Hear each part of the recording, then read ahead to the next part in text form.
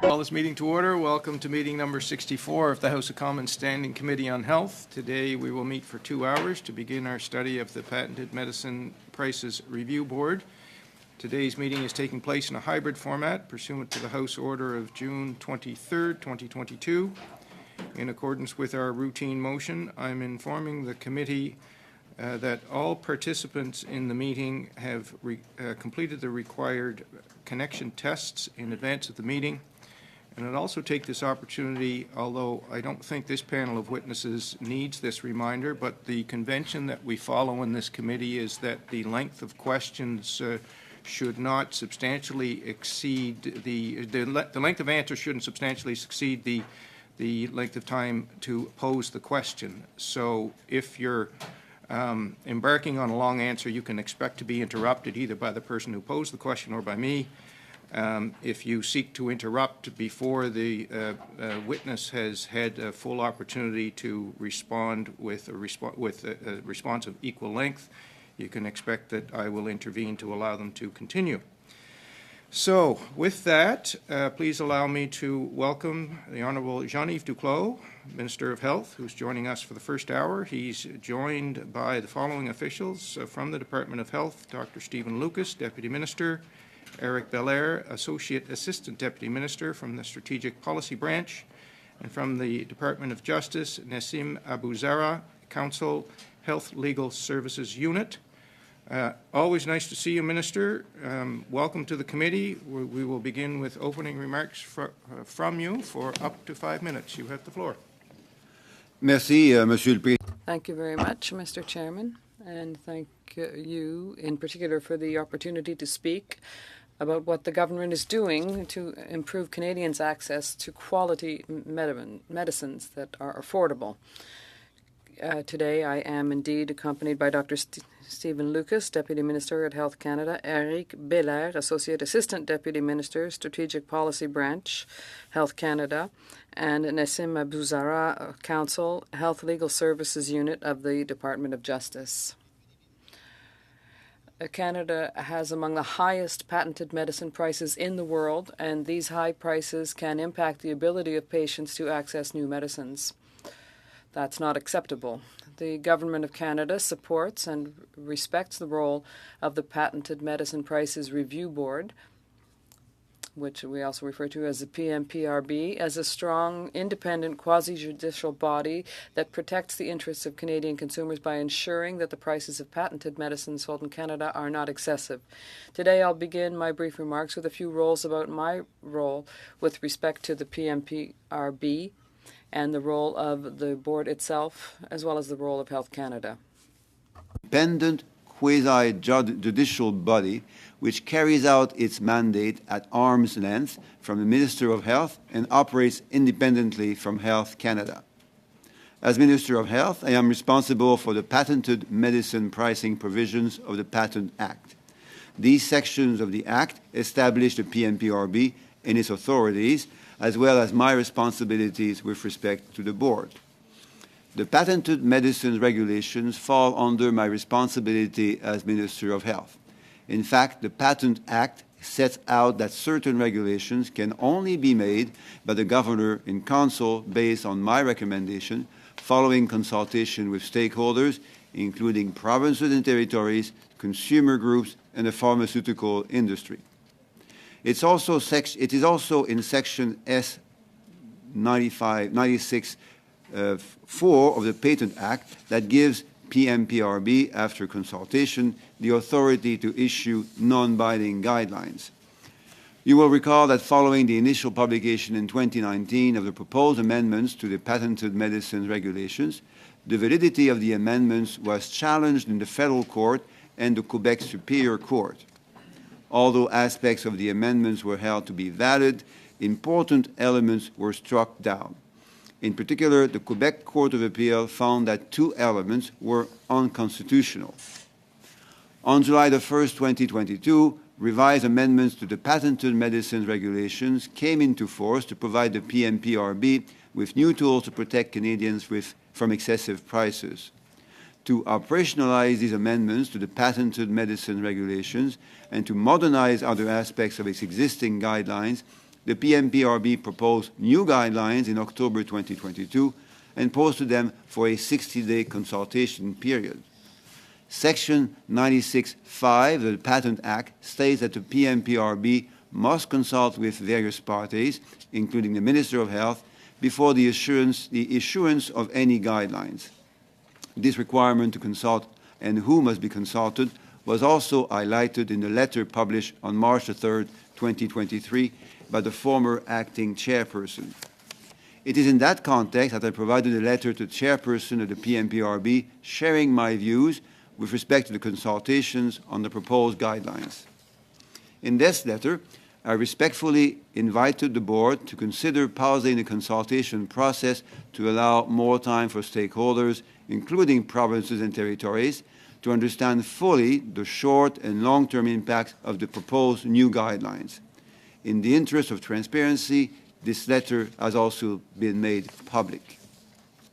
À titre de ministre de la Santé, As Minister of Health, obviously I regularly meet with a wide range of stakeholders on many issues that touch the health of Canadians. That, too, is the case here.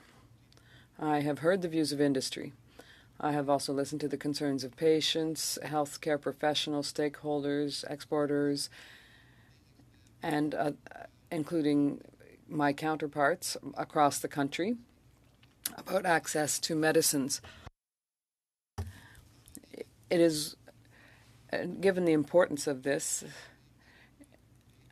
invited the PMPRB to consider a pause as a way to allow all stakeholders to engage meaningfully in the consultation project. An ambitious pharmaceutical, biomanufacturing, and life sciences agenda. That includes moving ahead with the regulatory amendments to patented medicines regulations, improving access to medications, accelerating innovation and streamlining regulation, and a national strategy for drugs for rare diseases, all while supporting a vibrant biomanufacturing and life sciences industry. We're also making progress towards the establishment of a Canadian Drug Agency and remain committed to tabling a Pharmacare Act. En terminant, notre gouvernement. In conclusion, our government is determined to improve access to quality medicines for Canada. The PMPRB will continue to play an important role in exercising its authority as an independent body to oversee the prices of patented medicines in Canada. I would now be pleased to answer your questions. Thank you. Merci, le ministre. Thank you, Minister. We'll begin now with questions with the Conservatives. Dr. Ellis. Well, thank you very much, Chair. Thank you, Minister, for being here as always. I had a question for you. Prior to November of 2022, was the PMPRB doing their job? Prior to which time? November 22. Number 20. November 2022. I understand. So, yes. So you think they're doing their job, and Canadians have the highest prices of drugs, as you said in your opening remarks, the highest prices for medicines almost in the entire world. I think it's important to remind everyone and every Canadian of that. This is unacceptable that compared to all comparable countries, we are paying much more. The only two countries in the world where drug prices are larger, patented drug prices are larger, are in the United States and Switzerland. Right. So you told us in your opening remarks, though, the mandate of the PMPRB is really quite simply to understand that patented drug prices need to be under control. That was the original mandate of the PMPRB, was it not?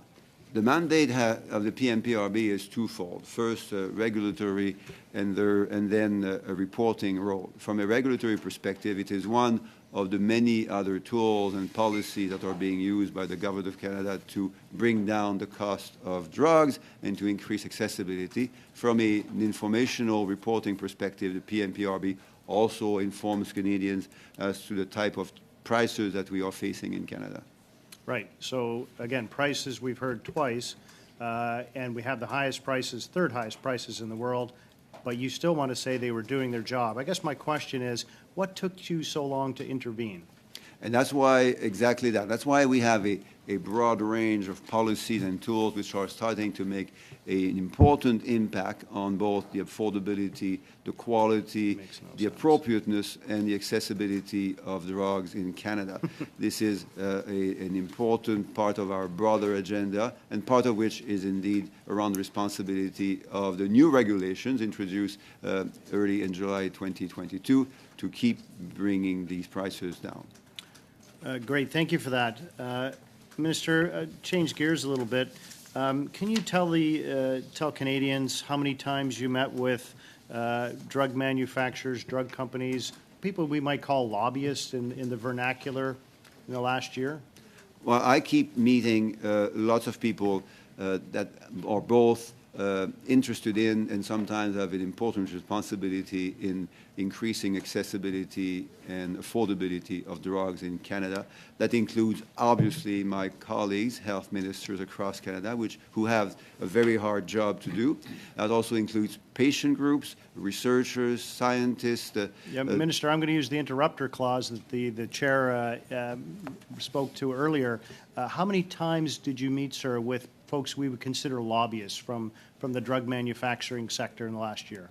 I have met those members of the industry, including exporters and manufacturers and developers, for all sorts of reasons, including addressing the analgesics shortages that we saw. Excuse me, sir, is it fair to say it would be 20 times, 50 times, 100 times? Do you have any idea? I have meetings with stakeholders. I'm having them today. Typically, they come in groups. So I would meet the patient groups, the researchers, and the manufacturers together so that we work together and exchange the same information on how we move forward, again, on increasing access and affordability in a world in which we know that access to drugs will be key to cure all sorts of diseases that are emerging and for which we have... Great. I'll interrupt you again through you, Chair, Minister, if you don't mind. I agree with you. Those are great and lovely things that we want to happen here in Canada. Quite sadly, though, they're not happening. Can you tell me, sir, how many manufacturing sites we have for influenza in Canada at the current time? Well, there is one in my own region. GSK has received a contract to produce influenza vaccines for the next years. We are investing with Sanofi in Ontario and Toronto in constructing a new influenza vaccine production facility. We are investing in many other parts of Canada. We have great. Thank you, sir. Again, and through you, Chair, I'll interrupt you. Are they actually manufacturing vaccine in those facilities in Canada? I believe they do, and they will be increasingly doing so because this is part of the strong $2.2 billion Great, sir. I'm going to interrupt strategy. you again through you, Chair. Mr. Lucas, how many manufacturing facilities are actually making influenza vaccine in Canada? Mr. Chair, as the minister noted, the government has a contract with GSK. The investment in Sanofi is for a new site in Ontario. Yeah, I guess I asked through you, Chair, a very simple question. How many are actually making vaccine in Canada? Well, I can point. It's a simple number, sir. I don't need a long answer. I think you need the right answer because the question is very good, and I'm so proud, and other members are equally proud. Excuse me, through you, Chair. I'm going to interrupt you one time. The answer is actually 0. And how many doses of influenza do we have stockpiled for the next potential pandemic in Canada? I think, Dr. Ellis, I will offer organizing a briefing with your office and any other colleagues around this house. Excuse me, sir, I ask you another question. Stockpiled influenza vaccine for the next pandemic in Canada. So I will certainly, if you want, obviously, invite Great, you because, to a sir, briefing. I'll interrupt you one last time. The answer is 0. There are no stockpiles for the next influenza pandemic in Canada. The United States has 20 million doses stockpiled. We have none. So my answer, I'll answer my own question. The PMPRB was not doing its job. It took you an inordinately amount of time to intervene in that, and I'm afraid to say you weren't doing your job. Well, I'm going to invite my Appreciate it. team officials to get back to you, Stephen, and Dr. Ellis, because there are some inaccuracies in That's what the end I of hear, my, and I would like questions, Chair. those inaccuracies to be corrected in the right Appreciate it. context, if that's fine. I don't Chair. have any further questions, Chair. Thank you, Dr. Ellis. Mr. Van Coverden, please, for 6 minutes. Thank you very much, Mr. Chair, and thank you to the witnesses for joining us, in particular, Minister. Thank you for being here. I have 3 specific questions, Minister, so I'd ask that each answer stay within about a minute. First, could you clarify for the committee what the role of the PMPRB is and some of its limitations, and perhaps for the benefit of those watching, the difference between a patented drug and a non-patented drug or a generic, because it's important to note that the PMPRB is not in charge of the price of all drugs. Thank you.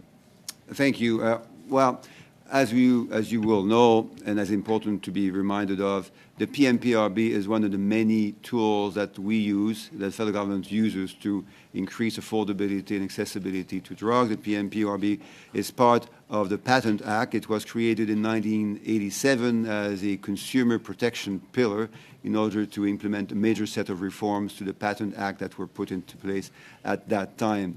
It's important, again, to emphasize that that agency, that this board and the associated regulations are just one part of the government's pharmaceutical agenda. We're moving, for instance, forward with the establishment of a Canadian drug agency.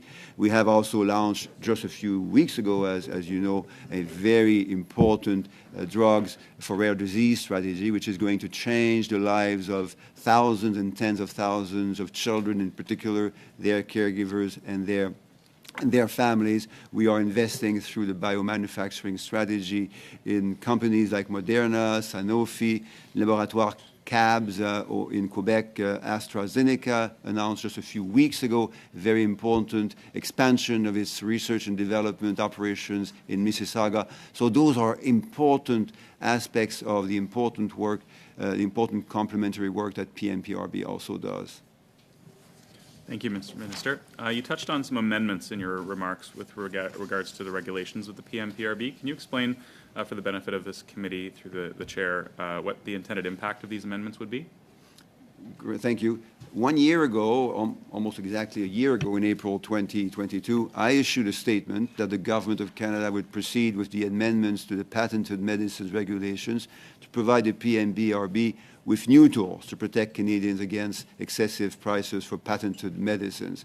The Court of Appeal of Quebec and the Federal Court in the Government of Canada upheld the constitutionality of that new regulation, the updated basket of comparative countries, and that's why we also heard many other stakeholders and partners wanting to move forward with this important announcement.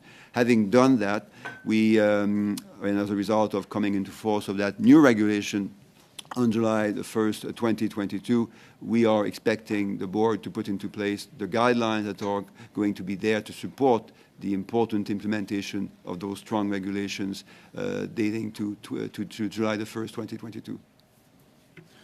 Thank you, Minister. Third question. You wrote a letter to the former acting chairperson about some of these guidelines with the PMPRB. Mr. Herter has since said that the letter undermined the board's independence. Do you feel the same? What are your, how do you react to that suggestion? First, I think it's important to express our utmost respect for the role and the difficult job that the PMPRB has as an independent quasi-judicial body within the federal government. As the Federal Minister of Health is responsible for the patented medicine pricing provisions of the Patent Act, and this role must be taken seriously. As set out in the Patent Act under Section 96(5), that section says that the PMPRB must consult with various parties, including the Minister of Health, before the issuance of any guidelines. And that's why that letter was sent, in support of and in compliance with this obligation that the Act imposes on the Federal Health Minister. Thank you, Minister. An earlier question seemed to imply that Canada is unprepared for future influenza outbreaks. Through my role as the Parliamentary Secretary for Health, I've met with stakeholders, including Securus, an organization with a partnership in the United States who procures, manufactures, and provides vaccines in the many millions and millions of doses for Canadians and Americans and other people around the country. Mr. Minister, do you feel that we are prepared for any future flu outbreak or outbreak that would require such vaccines? Thank you. COVID-19 taught us many different things, including the fact that we were not as well prepared as we should have been in order to fight that pandemic. And that's why we are preparing better for the next pandemic, because there will be a new pandemic. It's not if, it is when. And that's why, therefore, we have put into place all sorts of measures, including changes in clinical trials funds, so to expedite and facilitate the use of clinical trials to test new drugs. That's why we have allowed rolling submissions for the assessment of drugs, again, through the important regulatory improvements that were made during COVID-19. That's why we're investing in the National Research Council. That's why we're investing in the scientific strategic fund for sciences. That's where we're investing in the pharmacare pilot with Prince Edward Island. That's where we're investing in Moderna, Sanofi, AstraZeneca, and many other production and biomanufacturing and research and development places and environments in Canada. So a lot of different things are moving on, and we need to do that because, as you just said, there is a risk that all sorts of pandemics and epidemics, including influenza, may occur in the future. Thank you, Merci, Minister. le ministre. Thank you, Minister. Thank you, Mr. Van Koeveren. It is now to the Bloc Québécois, Mr. Thériault, for 6 minutes. Yes, thank you, Mr. Chairman. Welcome, Minister. I have an organogram here that was published in the MPRB's last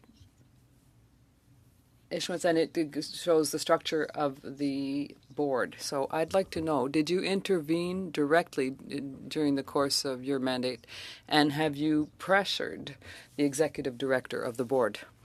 Well, first of all, what I'll say is that we all must recognize the importance of the role and the work of the PMPRB.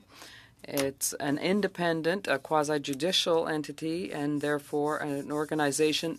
That's not my question, so we're not getting off on the right foot.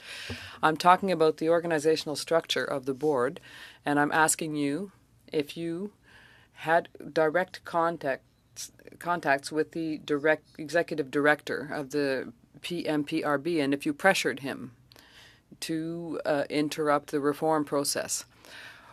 Well, perhaps I was giving too long of a response. I was trying to give the answer is no. If I look at the organizational structure, have you made representations? Did you have direct discussions with one of the members of the PMPRB who has a quasi-judicial power? Have you done this during your mandate? Well, that's what I was saying, is that it's an independent quasi-judicial entity that cannot suffer from political interference, and therefore the answer once again is no. In terms, therefore, of this structure, I see that only the chairperson can have, according to the roles they have to play, and responsibilities of the board members, can have direct contact with you and with your department, with Health Canada. Is that correct? Yes, and in such an important environment, we have to have respect for the independence and of such a quasi-judicial body, and it's important that things be done correctly. Yes or no? I don't have a great deal of time. Well, I'm answering this question. Well, just a moment, please, Mr. Thériault. Your question took 30 seconds. And within 10 seconds you interrupted. So yes, there's a bit of flexibility, but it has to be a bit more balanced. So go ahead, Minister. Well, having said that, the question was a good one, and the answer is no. The only way in which the Minister can get in touch with the chair is if the chair wishes to establish that contact. Well, were you led to believe that the chair wanted to contact you? I never received an invitation from him or her to speak to them. Therefore, you never sought to get in touch with the chair of the board, except on November 28th when you sent that letter and you addressed it to the chairperson? Well, two things. It would have been inappropriate for me to want to get in touch with the chair if the chair had not started the contact process, and indeed they never asked to get in touch with the Minister of Health. But there's no reform of prices of these patented drugs if there's no contact from your department. So in that sense, the PMPRB acts from the moment that there is the political will to change things. And it is their duty to consult with their quasi-judicial powers and to ensure that they put in place guidelines that would be the subject of those consultations and that would allow them indeed to get to the objective, which is to say that would have prices that are reasonable. Am I not correct? Well, no, that's quite right. The minister is responsible for the regulatory framework, and that's why new regulations were put in place on the 1st of July 2022 that will help to reduce or get our prices closer to what we see elsewhere in the world. And secondly, the board, which once again is independent and quasi-judicial, has quasi-judicial powers, need to have directives to implement those changes. Well, in terms of the PMPRB, the chair has two functions.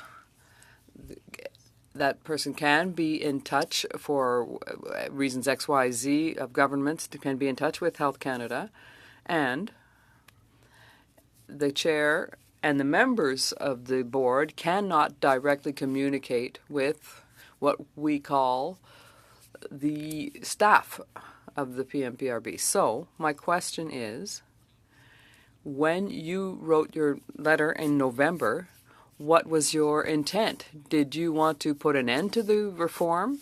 Did you consider that it was a way to putting an end to it, as Mr. Herter is saying? Or is it an attempt in the end to put it on the back shelf, this regulatory reform that you put in place? Well, first part of the answer, that letter was sent under my obligations as the minister under 96.5 of the Patent Act. And secondly, you might turn to Mr. Belair as to the way in which the board functions and what are the kinds of exchanges that we can have with officials and with the minister. Is that your complete answer? Yes, but if Mr. Belair has a few seconds to add something, well, that is all the time allocated. But if you haven't yet completed your answer, go ahead. And if not, we're going to proceed with Mr. Davies. Okay. Please, for 6 minutes. Thank you, Minister. On November 28th, 2022, with less than 1 week left in the 60-day consultation process conducted by the PMPRB regarding their draft guidelines that would help lower the price of patented medicines in Canada, you wrote a letter to the acting chair asking her to halt the process. In a March 21 Globe article, it states that you told reporters that you had, quote, no choice but to ask for this because the PMPRB did not consult with you about the guidelines as required by law, end quote. Minister, former PMPRB member Matthew Herter states that the PMPRB made, quote, repeated attempts using multiple channels, end quote, to speak with you in your office about the proposed guidelines, but all were met with silence or never followed up on. Is that correct? First, let me start by saying that the common objective of all of this, including the other tool that I mentioned earlier, is to bring down the cost of prices in Canada. The second objective is to make sure that the integrity, the independence of the process are supported by the work that I do and the work that my team also does. The third thing is that I have never received an invitation by the board through its chair to meet members of the board. Okay, PMPRB officials have confirmed that you are the only Liberal health minister of the 4 appointed since 2015 who has never asked for or accepted a briefing by the PMPRB on guidelines reform. Why is that? My team and myself included obviously followed the work of all agencies, organizations, members of the health portfolio. I receive briefings from our officials almost every day on matters of all sorts, including the CM. I'm going to hold you to the time I have because I have a lot of questions to get through if I could. Minister, if the purpose of your intervention to halt the consultation process was to ensure you were consulted on the guidelines. Why have you resisted every attempt to be consulted by the PMPRB? As I mentioned just a moment ago, my responsibility is twofold. First, to respect the integrity, the independence of the board, and second, to answer when an invitation is sent, and that wasn't sent in that case. Thank you. Now, I want to just correct something. If I understand your answers to Mr. Theriault, you think you can't convene a meeting but must get a invitation from the board. Is that correct? As I said earlier, I receive all sorts of briefings, and that's important for me and my team to do. It's my job and their job. The second thing is I must act in a way which doesn't interfere, doesn't put any political interference on the work of the independent board. Let me put the Patent Act to you, Mr. Minister. Section 1021, I'm going to read it to you. The minister may at any time convene a meeting of the following persons. A, the chairperson and such members of the board as the chairperson may designate. Mr. Minister, you have the power under the Patent Act to call the chairperson of the PMPRB and any members of the board if you want to be consulted. Why didn't you do that if you wanted to be consulted? As I said earlier, I must be very careful in not trying to interfere with the work of the PMPRB. In that context, as Section 96.5 says, the minister has to be consulted, and that's therefore why a letter was sent, and the letter is now public for many weeks. That requires a strong level of carefulness of my part because I cannot be seen and I cannot act in a way which seems to interfere with the work of the board. I understand, Mr. Minister. Now, the lobbying registry reveals that you and members of your political office met with pharmaceutical companies and lobbyists 15 times during the consultation period between October and December 22 alone. Why would you meet 15 times with industry and not once with an agency in your own portfolio about these guidelines? I meet with my partners, including provinces and territories. I meet with patient groups. I meet with researchers. I'm having a meeting today with experts in the medical community. I meet with lots of people who are interested in and sometimes have a big role in protecting the health and safety of Canadians. I understand that, Minister. My question is this. I understand and respect that you met with everybody except for the PMPRB. The curious part is you said that you halted the process because the board has to consult with you, but you wouldn't reach out to the board to consult with them. And again, Mr. Herter and others say that, and Mr. Clark said that, will testify that they asked you repeatedly for these meetings. So I'm not understanding why you wouldn't meet with the one body that you are statutorily required to meet with before the guidelines are issued. As I said, I never received an invitation by the chair of the board. Had I received an invitation, I would have gladly met with the board. I must be very careful in not to interfere with the board. This is critical to the independent and quasi-judicial role of the board. Right. Now, Mr. Herter has stated publicly that, quote, your request to suspend consultations for reasons that were indistinguishable in form and substance from industry talking points undermined the board's credibility and interfered with their exercise of a function that goes to the heart of their expertise as an independent administrative tribunal. Is that correct, Minister? And if not, how was your reasoning different from that of industry? The regulations that were put into place on July the 1st, 2022 are very important regulations. They're going to change the ability of the board to bring down the prices of drugs in Canada to a level which is going to be more comparable to the level of 11 other countries in the world. These are fundamentally significant regulatory changes. That's why the board wants to implement the type of guidelines that will be supportive to the value and the importance of those regulations. In doing that, they have the difficult job of drawing up thank the you, Mr. Minister. That's your time, Mr. Davies. I'm Thank sorry. Next, Mr. Abultayev for 5 minutes, please. Thank you, Minister. The mandate of the PRB is to ensure that we get the best cost-effective drug pricing in Canada. This is not happening. We pay the third largest or highest in the world. Do you believe that the negotiation of drug pricing is effective? And if not, what can you do to improve it? Well, that's a great question, and I would say that we can be optimistic and supportive of what we've been seeing in the last few years, obviously in part through the big challenges at COVID-19, but this is an opportunity, as we're doing now, to build up the biomanufacturing sector in Canada through investments in Sanofi, in Moderna, in AstraZeneca, in other companies that are going to bring back to Canada lots of the biomanufacturing companies and expertise that unfortunately we lost over the last decades. PRB is independent and they do their own work. From the results that we've seen in front of us, they're not. How can you make sure that you influence their position to make sure that the mandate is fulfilled? That's a great question, and again, I will point to the fact that new regulations are now in place since July the 1st, 2022. These regulations are regulations that are supported by all stakeholders, and these stakeholders are supportive of them because they know that with the work that PMPRB will now be able to do, we're going to bring down the cost of drug prices and increase accessibility to these essential drugs. 3 resignation happened on the PMPRB. How do you explain the state of the morale in the department or in this organization? Well, you would need to speak to people, members of the board. As I mentioned earlier, my role is to be very careful when I work with PMPRB. PMPRB needs to remain independent and able to operate free of political interference, and that includes describing the activities or the environment in which they are operating.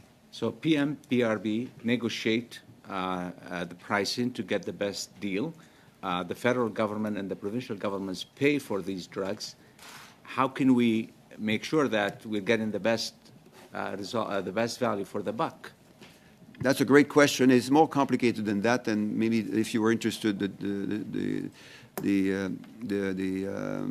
sous-ministre, the deputy minister, may want to add. So it's, yes, PMPRB is key, but there is also what we call CADTH, which is the Canadian Agency in Drugs and Health Technology. There is also the Pan-Canadian Pharmaceutical Alliance, which is supported by the federal government. So many other agencies and partners reinforce each other's activities so that overall, at the end, we end up with a system that is supported of the health of Canadians. You've been a minister for the last 3 years, if I'm not mistaken, or maybe longer. Can you please name 1 or 2 incidents where an effort were made by yourself and your department to make sure that we get the best value for the dollar as far as medicine cost? Oh, well, I can speak for quite a few minutes on that. I mentioned earlier the drugs for rare disease strategy, which we announced just a few weeks ago, a $1.5 billion investment over the next 3 years, which is going to give access to Canadians with rare diseases, including thousands and tens of thousands of children, their caregivers, their families, access to those essential drugs that can be life-saving and certainly helping them to live a life that is as normal as possible. Not mentioning the Canadian Drug Agency, which we are setting up, which is going to bring down through a national formulary, through bulk purchasing. Just one high tag item as far as medicine. Would you be able to name just one that we made an improvement to reduce the cost of drugs? I can give you all sorts of examples. Again, the drugs for the rare disease just strategy. One, just if you can name one for me, please. Well, let me speak to, but unfortunately there won't be enough time. The deputy minister, who is a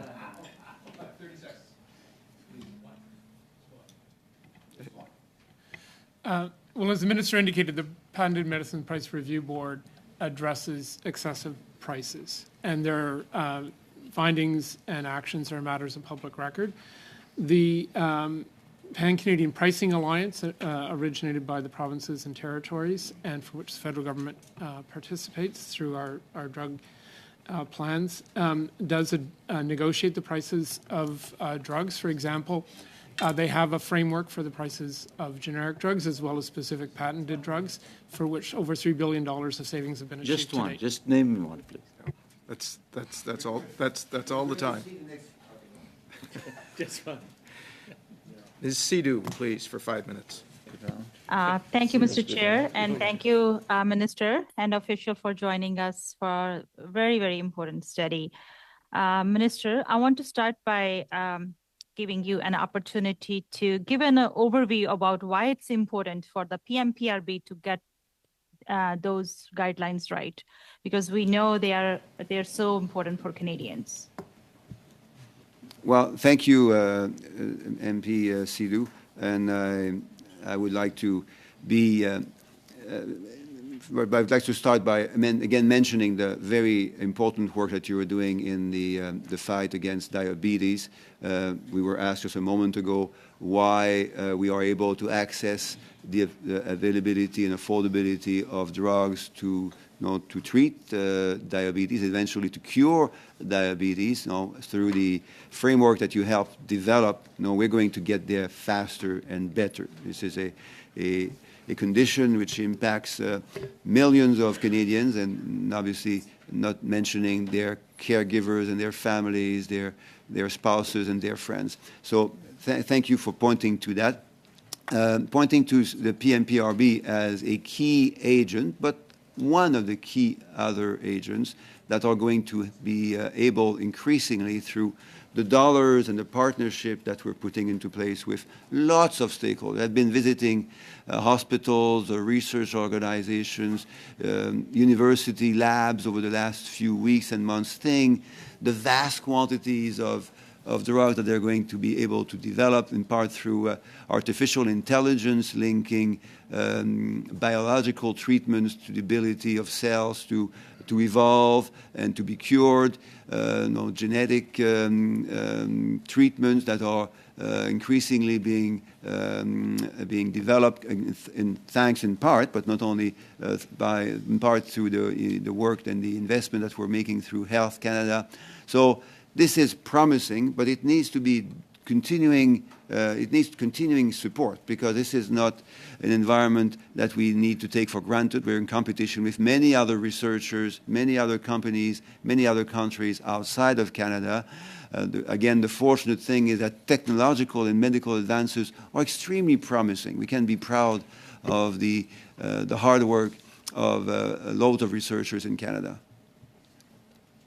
Thank you, Minister. One concern that some stakeholders have communicated is striking a balance in regulation so that Canada remains an attractive country to conduct research and development. Could you talk a bit about how you are supporting pharmaceutical innovation in Canada and ensuring Canadians have access to the drug they need? Very good. Then I'm not sure, DM, if you're prepared to be even more explicit that I would be. One example is through a regulatory world which is more agile. During COVID-19, we've been able to streamline the regulations for drug approvals, for clinical trials. We've been able to work with companies that are now investing strongly in Canada to invest even more in the research and development that is absolutely essential to reduce both the cost and increase the availability of drugs. As you said, it's a balance. We need the two. We need drugs to be affordable, but we also need drugs to be developed and to be accessible to those that need them. Through the Strategic Fund for Innovation and the Strategic Fund for Sciences, we're making parallel and incremental investments, again, in the value of science and, equally importantly, the importance of scientists in building a world, a society, a country where people have access not only to the drugs of now, but to the drugs of the future. Thank you, Mr. Chair. I will cede the rest of my time to MP Van Koverden. Thank you, Mr. Chair, and thank you, MP Sidhu. The previous questioners were asking about examples for when the Patented Prices Review Board, as well as the Pan-Canadian Drug Pricing Alliance, Pharmaceutical Alliance, was able to provide lower prices to Canadians. And I think most MPs would recall a period of time where we were all advocating for Trikafta, a cystic fibrosis drug, which is now available to Canadians at a fair cost because of the process that it went through. And I have a young guy in my riding named Liam who is getting stronger and stronger by the day. He's an incredible young man. He's He's an author. He's an advocate for those living with cystic fibrosis. And that Pan-Canadian Pharmaceutical Alliance was responsible for negotiating prices on behalf of all. Can you get to the question? Because we're almost out of time. We want to make sure they have some. I will. some I wanted to response. provide either Mr. Lucas or Minister Duclos with an opportunity to elaborate more on why it's so important that the PMPRB get the regulations right for Canadians. Briefly, please, Minister.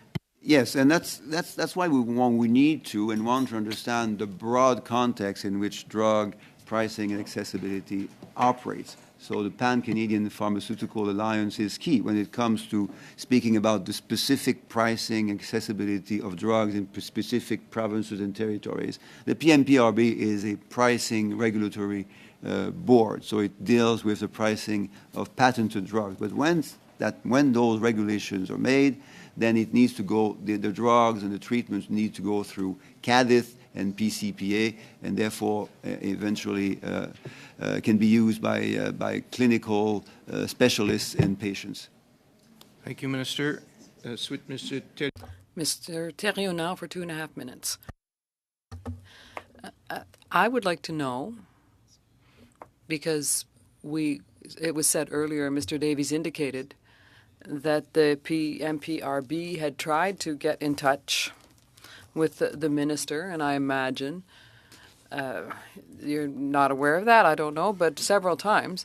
So when I look at the organizational chart, it seems to me that it has to go through the chairperson.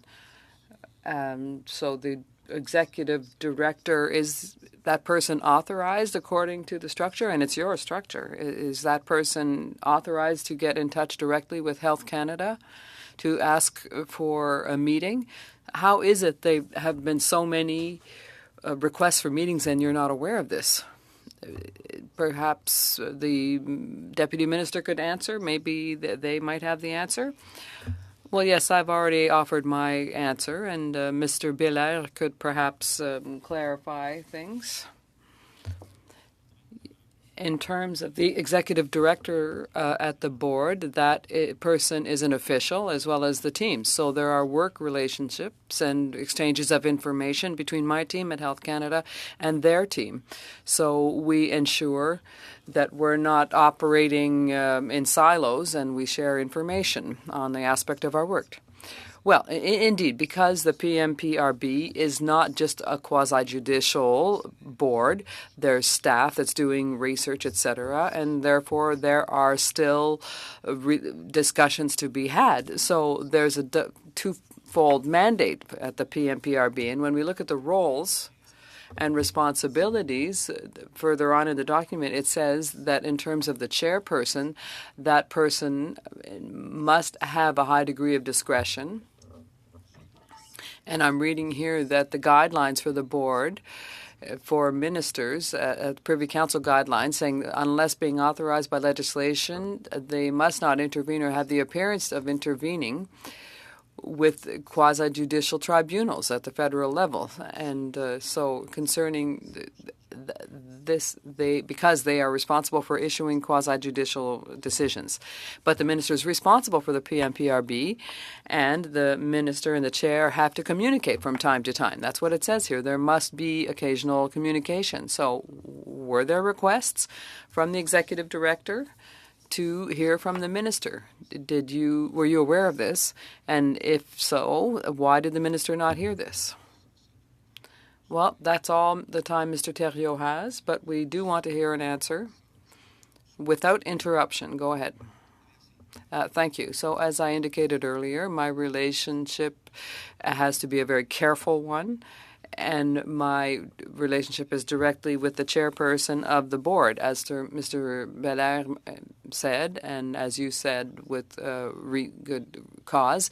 There are communications between officials of Health Canada and the board, but the work is done at that level. Thank you, Mr. Minister. Thank you. So Section 95 of the Patent Act says, before the board issues any guidelines, it shall consult with the minister. Section 102 says the minister may at any time convene a meeting of the following persons, the chairperson. And you're saying that we had to halt these because the chair didn't ask you to consult and you didn't ask the chair to consult. Do I have that correct?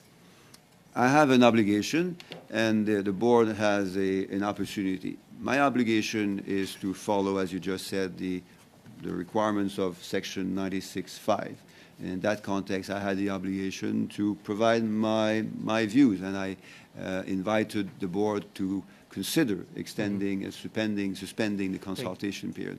The opportunity is for the board, and the chair of the board in particular, to invite me to meet them if they want that to happen. I'm running out of time.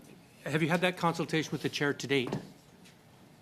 I haven't received an invitation from the chair until now. Huh. In the acting chairperson's letter of November 30th, in response to your letter to her of November 28th, she says she was extremely surprised to learn of your concerns with the consultation on the guidelines because she had understood from multiple meetings between Health Canada and PMPRB officials that the department was, in her words, comfortable and supportive of the approach. Why did you wait until a week before the consultations closed to advise the PMPRB of your concerns if your officials were comfortable with the policy approach? I send that letter, which is public and which Canadians and people listening to us can read easily. In that letter, I invited the board to consider extending or suspending the consultations because I felt that my colleagues, provinces and territories and patient groups and other important stakeholders needed to have more time. But didn't provinces and territories have every opportunity to submit their views on the draft guidelines in the 60 days, like Quebec did? As I said, my role is to, A, respect the independence and the quasi-judicial role of the board. My role is also to make sure that the health and safety of Canadians Have you consulted with the provinces and territories to date now? I have had many engagements, obviously through COVID-19, on the importance of increasing access and affordability. No, I mean on the guidelines. Have you completed you said you wanted to halt these because you wanted to consult the provinces and territories on the PMP guidelines. Have you had those consultations with the provinces and territories? I have had conversations, and I believe that the board will probably want to have its own consultations with in these important stakeholders and partners. We're all in the same boat. We all want to reduce the cost of drugs and 6 years increase later, accessibility. Minister, we don't have them. Not a single reform has been put in place in 6 years. That's- Are you not concerned that's- about that? Sorry, that's all the time. Do you want to respond to that briefly, Minister? July the 1st, 2022, just a few months ago, we introduced very important regulations that will help bring the cost of drug prices in Canada down. Thank you, Minister. Dr. Kitchen, please, for 5 minutes. Thank you, Mr. Chair, and thank you, Minister. The unfortunate part of being near the end is that people have already asked a lot of the questions that I wanted to ask you. Apparently, we've got a lot of non-answers, so maybe I'll try them a different angle and see if we can get an answer. Minister, you know, your press secretary said in an email statement that you've never received a formal invitation to be briefed by the former PMPRB board chair, Mr. Herder. Yet Mr. Herder has stated that the PMPRB made repeated attempts using multiple channels to reach your office and was met with silence. You've indicated that you've published a letter that you've put out there to be transparent, and so would you then provide for this committee the correspondence and any interactions that you've had with PMPRB? Thank you. Again, my role, and I take it very seriously, is not to interfere with the board. The board is independent, quasi-judicial. That is essential for the board to do its job appropriately. I have not received an invitation from the chair of the board. Had I received such an invitation, I would have accepted it. So I take that as a no to my question. Well, the question of exchanging information, the letter that was sent to the board is available on the internet. No, we can easily access it. Thank you, Google Minister. it, and we Appreciate find that. it immediately. Thank you. You've been in your role since 2021, and yet Mr. Herder has stated that this is the only Minister of Health appointed under this Liberal government who has not had a briefing on proposed changes to the PMPRB guidelines. Why have you not taken a briefing? Of course, I have had briefings on these matters as well as on many other matters in Health Canada. These briefings occur every day, so I follow closely the work of the board. But my responsibility is to be protective of the independence of the board. I cannot interfere in the work of the board. Although I follow it closely, I have to be extremely careful in my relationships with the board. So I'm taking that to mean that you have not heard from the PMPRB, and therefore Mr. Herder is misinforming us that you have not taken a briefing from the PMPRB. I have briefings with my officials, Mr. The question was the here. PMPRB. Well, on PMPRB included, obviously, and With PMPRB. Your questions are excellent. I just need a bit more time to answer them. So if you want to know more in detail, Mr. Belair could, at his level, brief you on the type of work that he does with the board members and with the officials, because there are about 100 people working at the PMPRB. I'm not asking for the officials' meetings with the PMPRB. I'm asking for yours. When I meet with the board members, it has to be under the invitation of the chair. When in matters which are sensitive, where I need to be very careful, where I need to protect the integrity and the independence of the board members, and that's why I provided the answers that you heard earlier. Minister, lobbying records show that you and your staff have met with representatives from pharmaceutical companies on at least a dozen times this fall. I suspect from what I'm hearing today, you've had a lot more than just that. Ultimately, you've been unable to meet with the former PMPRB board chair to receive that briefing, as we just talked about. The PMPRB follows under your purview as minister. So why could you manage to meet with big pharma reps, but not with the PMPRB? I must have met with thousands of stakeholders and partners over the last year, because now we've been through COVID-19. We are in a world in which health and healthcare are one of the biggest challenges of humanity. This is a challenge of the next generation of researchers and manufacturers, just like fighting against climate change and recognizing technological innovation, diversity and inclusion, the geopolitical situation in the world. These are big challenges, and I meet lots of people, patient groups, researchers, Thank you, Minister. But again, you haven't met with PMPRB. I'm running out of time here, I see, and one of my colleagues has questioned you as to just giving one example of just one medication that might be out there. So I'm going to give you one chance again to give us that one example.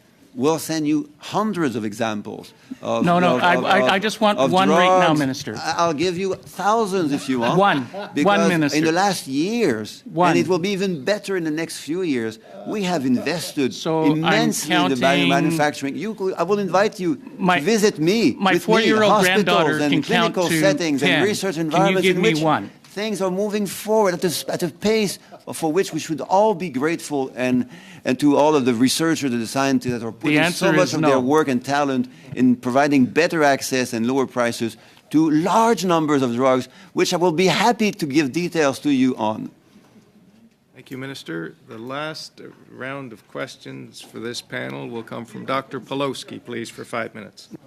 I'm trying to understand the nature of the controversy and the timelines here. So the PMPRB issued draft guidelines in October 22nd, and they wanted to bring these into effect in December, right? And there is a requirement for consultation. Doesn't that, it would seem to me, if you issue guidelines in October and you have basically the month of November, that isn't a lot of time to consult with various stakeholders. Does that not seem to be the case with you as well? Yes, but you correctly point to an important connection between the importance and the timing.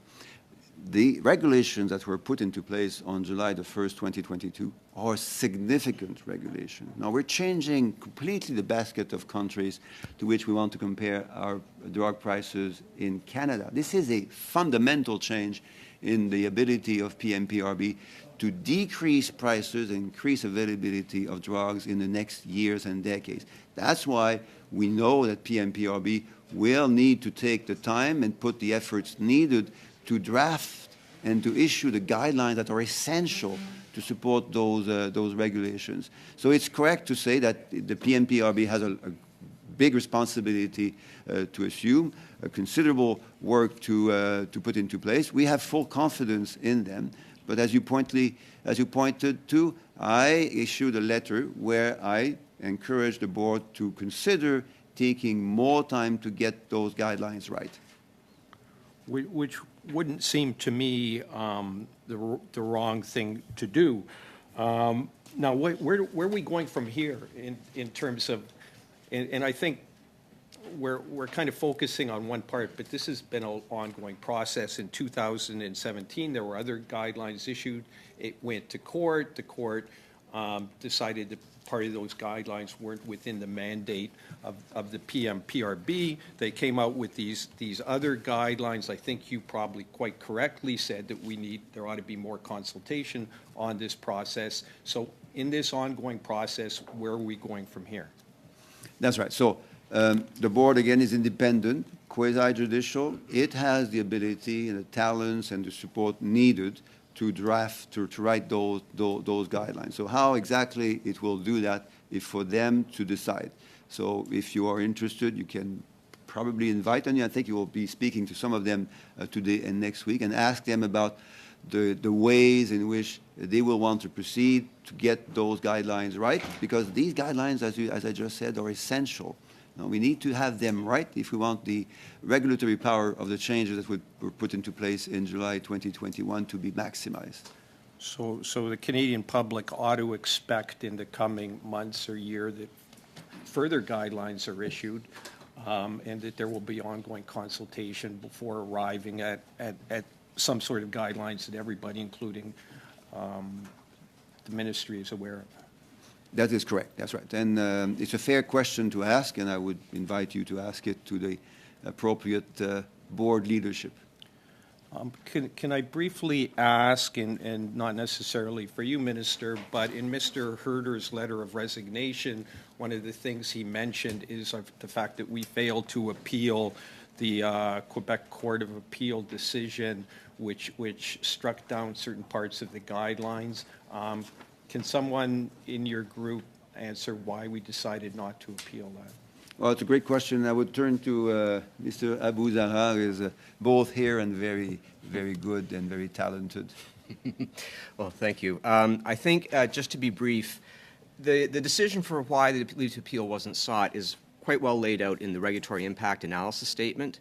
That's the statement that accompanies the regulatory amendments traditionally. So in June 2022, when the repeal of the amendments were made by the Governing Council, the RIAS does a nice explanation about why the decision was made at the time to not pursue the litigation. So I direct people to that, but the high level is that there was, as stated in the RIAS, the decision really was the evolving pharmaceutical landscape was a policy decision that the Minister of Health had taken, certainly informed as set out by the court decisions, but I think the Governing Council's rationale for doing with the repeal is focused more on that evolving landscape, which again is really set out quite well in the RIAS, which I won't take you through. Thank you, Dr. Pawlowski. To the Minister and to your officials, thank you so much for being here with us today.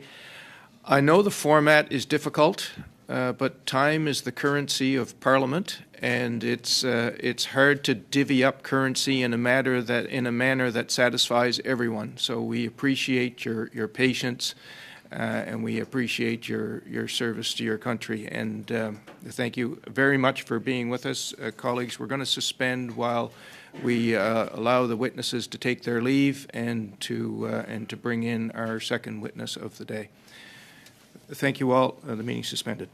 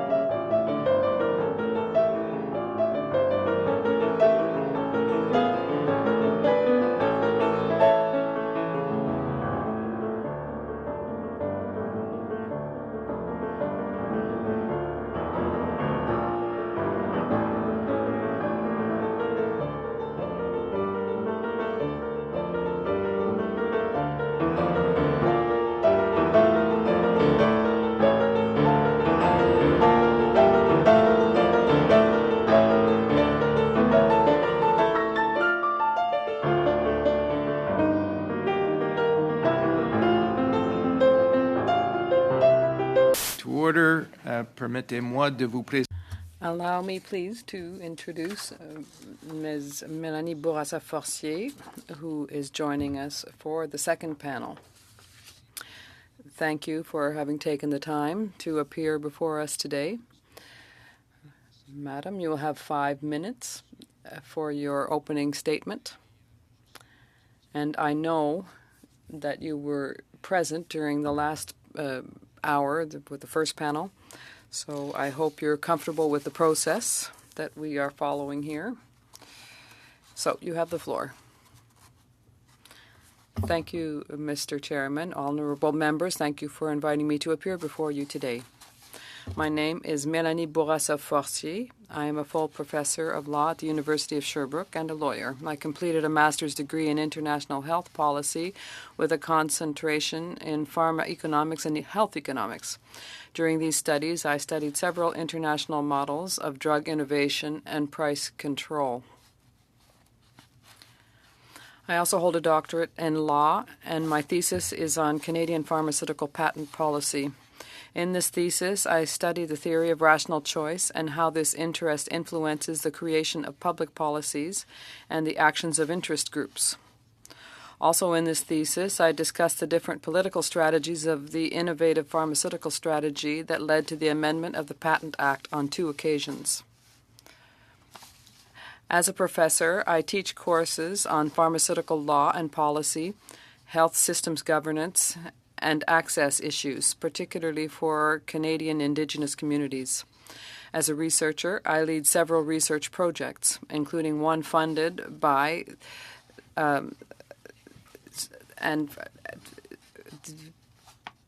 corporate responsibility, equitable access to patented medicines. Many of my projects also work on governance, ethics, and stakeholder engagement.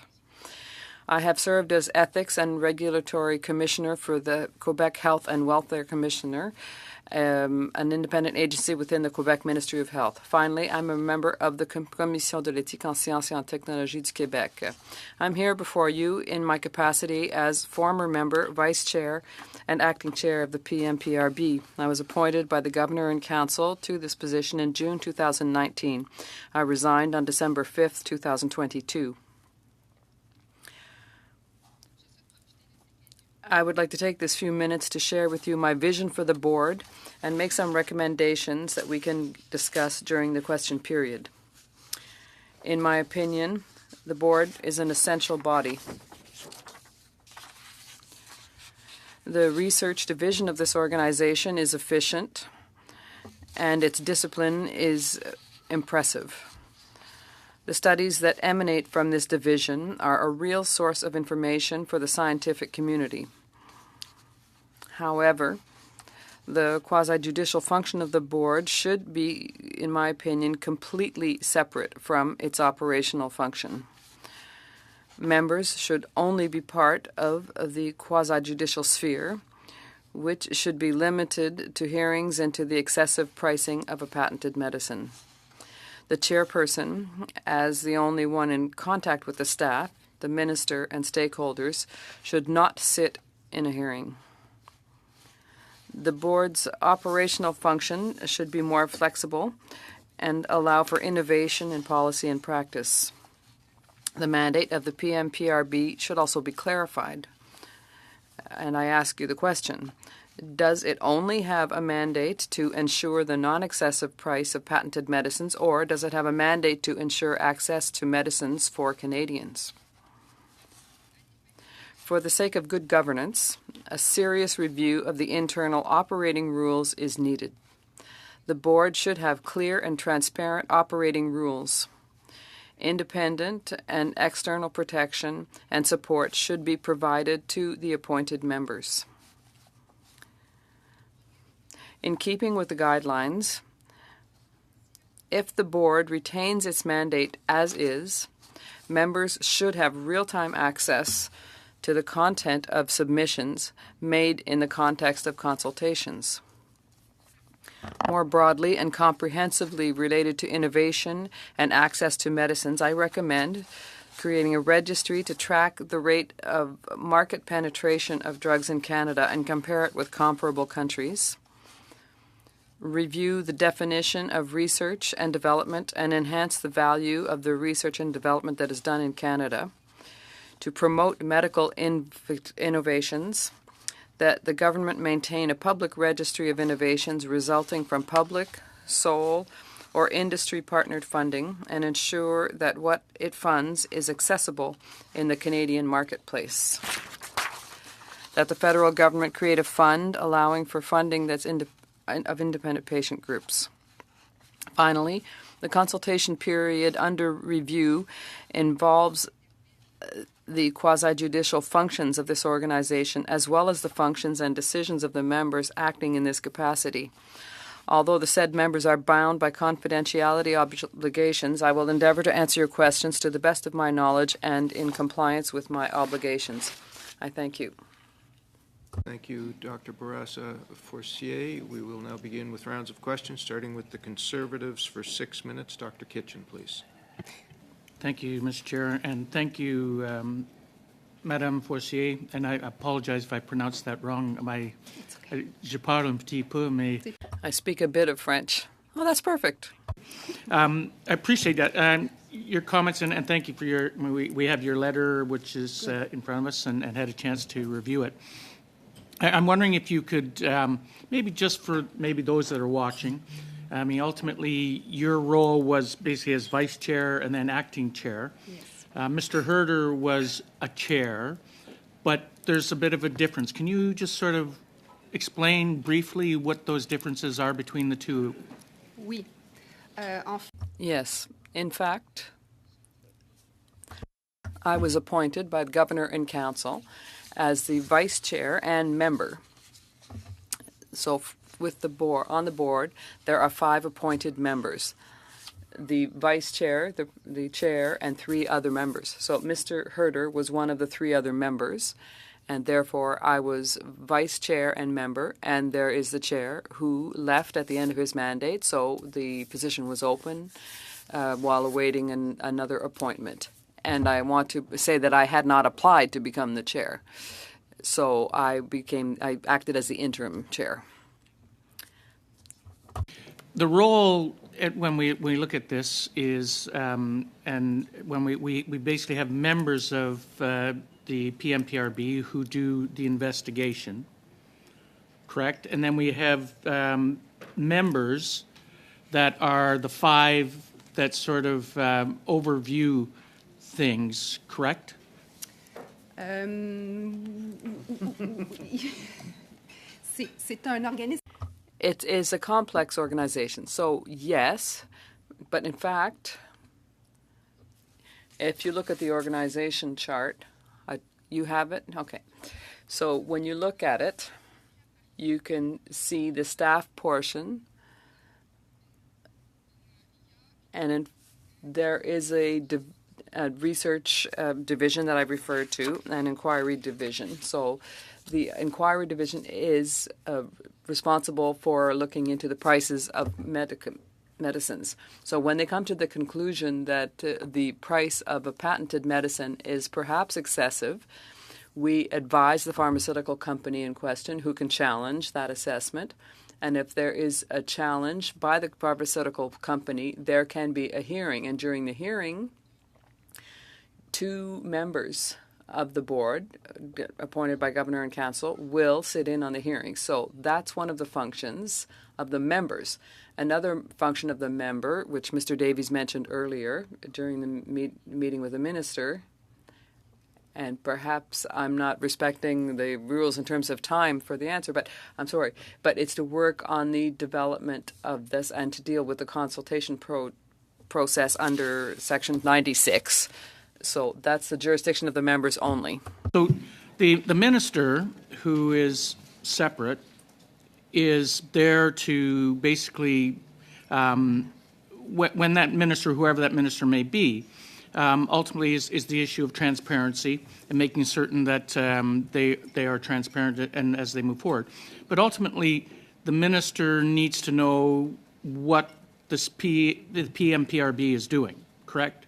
And so the minister has indicated earlier today that he's met with lots of pharma companies and met with them, but he's not met with the PMPRB. Is that unusual? Moi, j'ai assumé. I took on the acting chairmanship in 2021, and I can only tell you that during the time that I was acting, I never met with the minister. And it wasn't that I didn't want to meet with the minister, but what I was told was that, in fact, having worked at the provincial level, I understand that the hierarchy has to be respected within an organization. So I was told that in order to meet with the minister, I had to wait for the minister to invite me to meet. So I did not meet with him because I never received an invitation to. You never received an invite. Mr. Herder has sort of stated that that PMPRB has made repeated attempts using other channels to reach his office, yet they never got any answer back. Would that not be? Would you find that unusual from any minister with the years that you've been there? Encore une fois. Once again, I think it's an issue of respecting the hierarchy of the governmental structure. Mr. Belair indicated this. I arrived in 2019, so I was the junior member of the board. I was the most recently appointed member. Therefore, could you sort of describe the morale of the En fait, les fonctionnaires staff? entre eux. In fact, the officials meet at their appropriate hierarchical levels. So the executive director traditionally would meet, to my knowledge, with Mr. Belair. The chair of the PMPRB would meet with the deputy minister, Lucas, and or the assistant deputy minister. So I had few meetings, so it's difficult to say. But I met with Mr. Belair and with Mr. Lucas once or twice, if memory serves me well. So really, it's an issue of hierarchical levels. Madame la professeure. Dr. Forcier, just to inform you, the time of questions and answers, in fact, it's the right of the member to interrupt you if your answer is too long. I suggest that perhaps the members here will give you more latitude, and have more flexibility than they gave with the minister. You can respond as you wish, but if your answer is too long, for the members here, it's their right to interrupt you. Okay, thank you. Perfect. So as I said, normally with the minister, members are a little more severe. I'm very happy. Thank you. 6 minutes, please. Merci, Monsieur le Président. Thank you, Mr. Chairman. And I'd like to thank the witness for her attendance here today. And suffice to say that we are lucky to have a witness of your caliber here. And thank you for your work and for being here with us today. Did you agree with the version of events that Matthew Herder presented in his resignation letter? Well, in fact, to be honest, I read and reread the letter of my former colleague, and it's difficult for me to see the chain of events. So it's difficult for me to answer the question. Could you be more specific? I don't want to say too much. Well, do you believe that the minister and the government undermined the independence and credibility of the board, as Mr. Harder says in his letter? Okay. As I wrote in the explanatory letter regarding my resignation, which I published on March the 3rd, personally, I didn't feel any interference on the part of the minister following his request that was sent to us officially asking us to suspend the consultation process. And Mr. Davies mentioned this, reading the law, and Section 101 gives the minister the possibility of intervening in connection with other sections of the Patent Act, and therefore that includes Section 96, which refers to the consultation period for the PMPRB. So the minister indicated, as a stakeholder, that under 96.5 that he had that possibility. Thank you. As you have said in your letter, you indicated that you had the impression that the consultations had not been adequately been carried out. So what other difficulty did you see?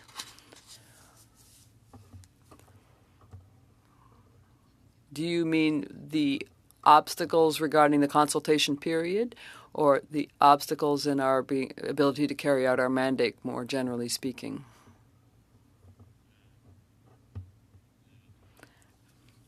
The obstacles in terms of you to be able to meet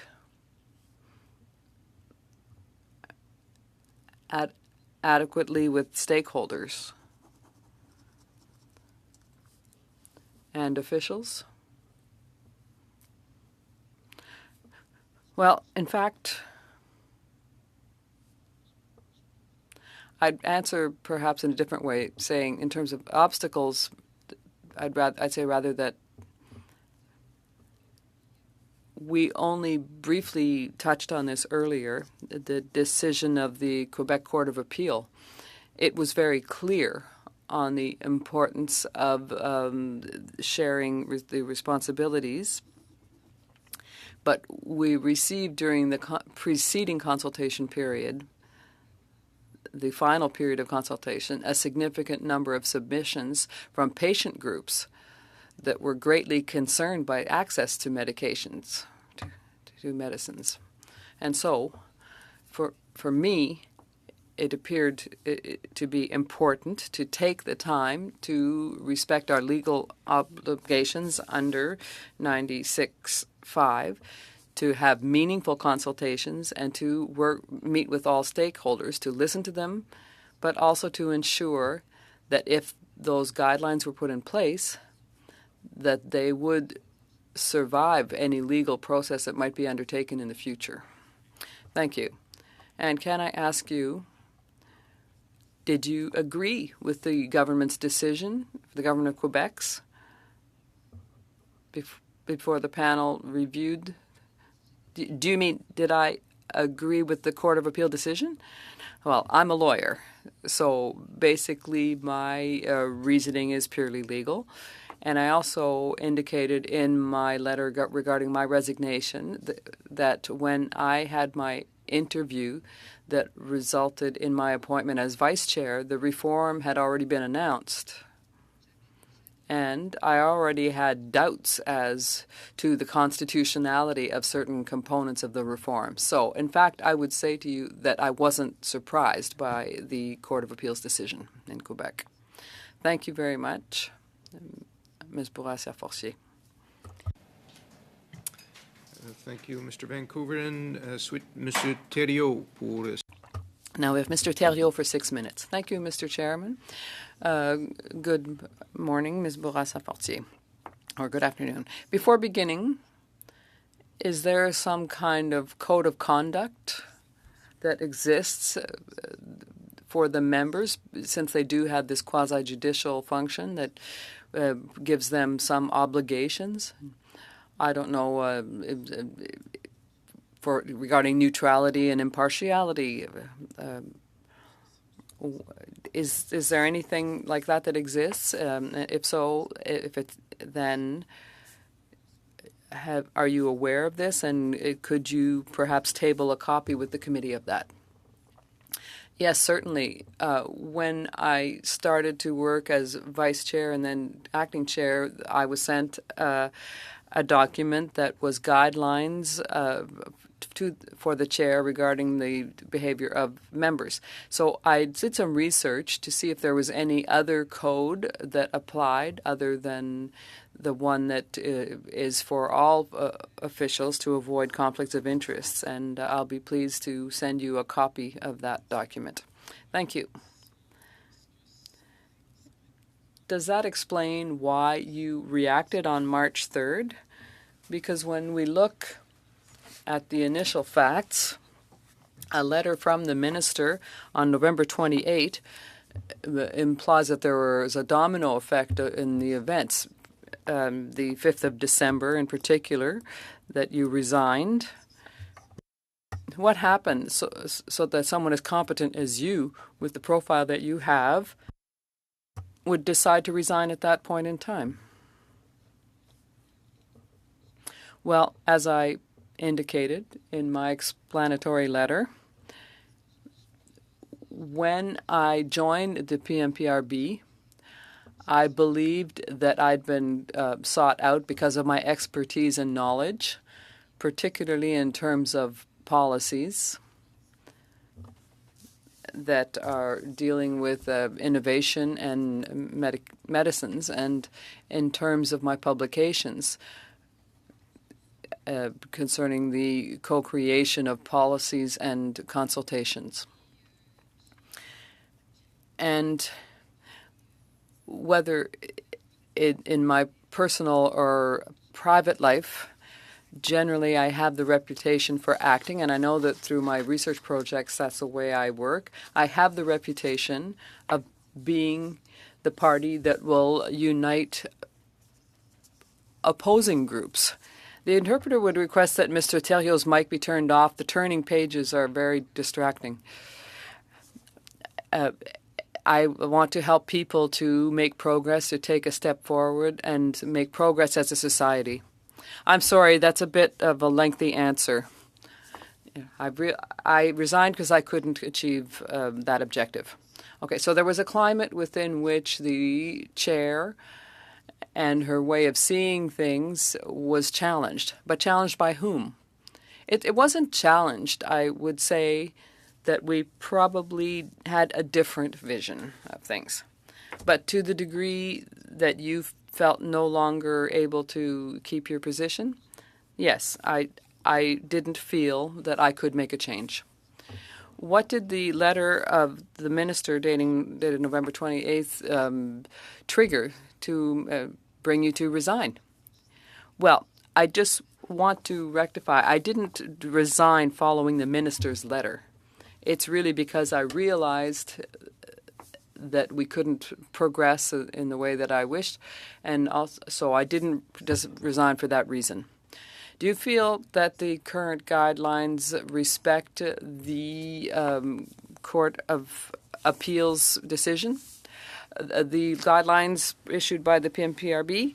Well, in fact, when we look at the proposed guidelines, I think, and it's the reason why, and I'm speaking now as a citizen, but it appears to me to be relevant to really carefully examine these guidelines, because they could indeed represent a legal risk. It could mean that you're doing indirectly what you can't do directly.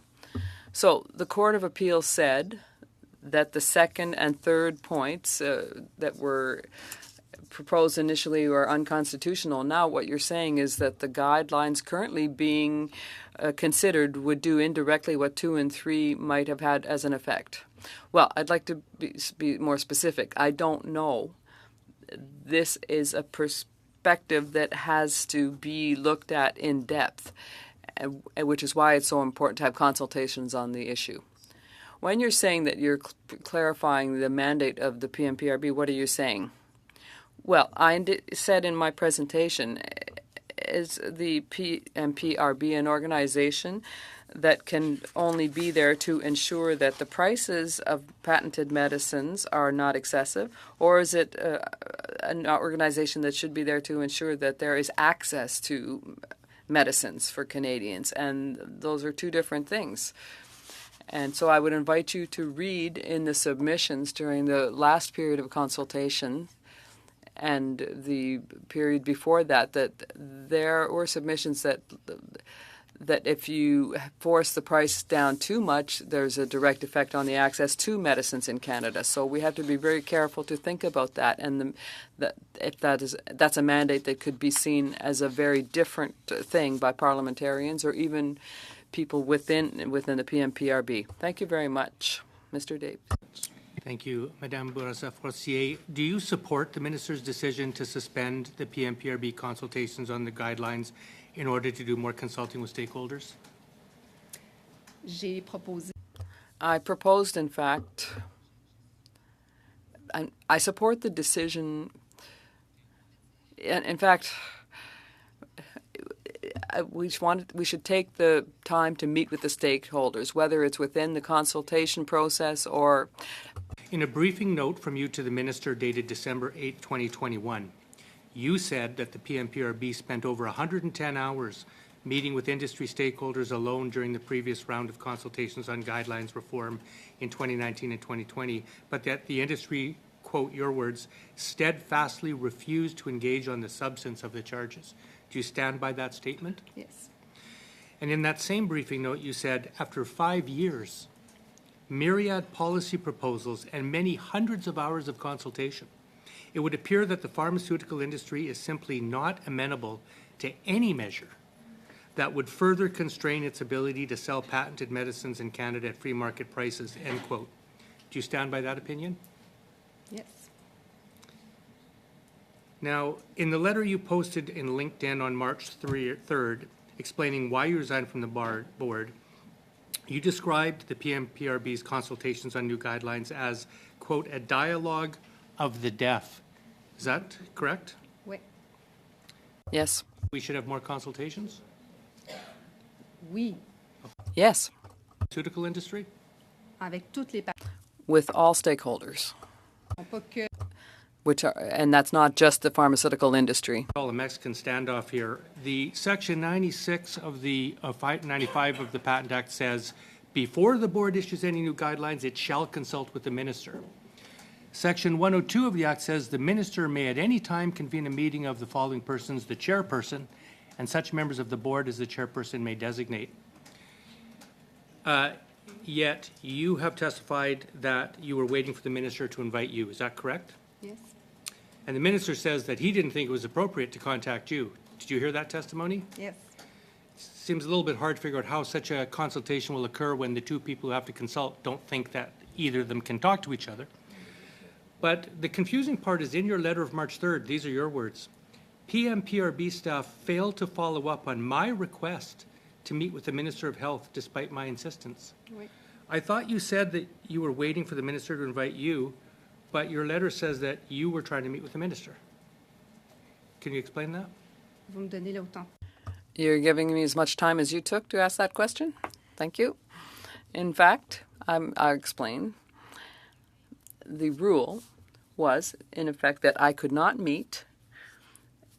The rule was, what I was told, was that I was the equivalent of a deputy minister under the minister, that I had to wait for the invitation from the minister to meet with him.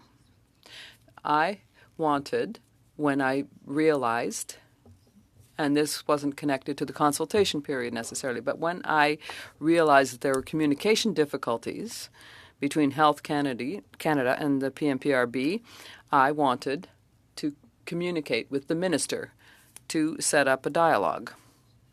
I asked to meet with the minister. I was told that I was not respecting the line of... who did you ask? Oui. My secretary. I asked to meet with him. I didn't get an answer.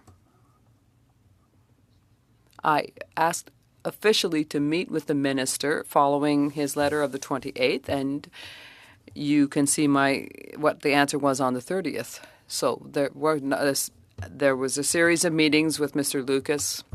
Minister Duclos spokesperson Guillaume Bertrand told reporters in an email statement that the minister, quote, never received a formal invitation to be briefed on PMPRB activities by the PMPRB chair.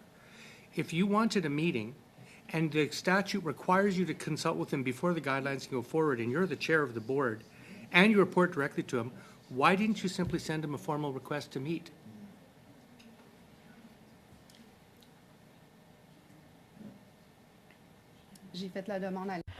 I made an internal request, and it wasn't followed up on. Okay. Yes. Now, in your letter, you state, not extending the consultation period entailed risks that I personally did not want to take as acting chair of the PMPRB, including withdrawal and or non-marketing of medicine or in the future, vaccines in a pandemic. Did you ever hear of any direct or implied threat from the pharmaceutical industry, its representatives or lobbyists, that proceeding with PMPRB reform might jeopardize pandemic vaccine availability for Canadians? If I heard that directly, or whether I heard that, well, I think we've all heard that kind of rumor in the media. PRB, I think you're in a certain different position than all of us. You said you were concerned about that if we proceeded with PMPRB reform, maybe pharmaceutical companies might withhold vaccines. Did you ever hear that from any pharmaceutical lobbyists or representatives, directly or indirectly? Well, I invite you to read what was presented during the last consultation period. They're online, and you can see the different concerns, particularly from patient groups. And there's a scientific article that deals on this with the subject too. Okay. Next, Dr. Ellis, please, for 5 minutes. Merci, Monsieur le Président. Thank you, Mr. Chairman. I'm sorry, but I have to interrupt the proceedings right now because I have a motion, and I think that it's very important.